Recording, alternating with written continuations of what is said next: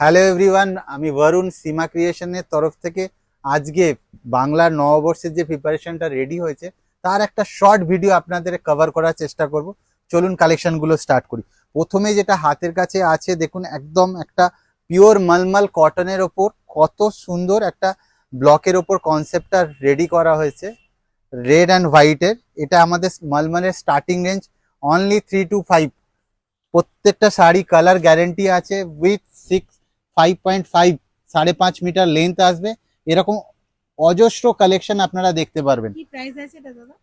Only 3 to 5, পুরো একদম premium সত্যি কথা। Cotton 3 to 5। সীমা বলে এটা সম্ভব এই রেঞ্জের মধ্যে।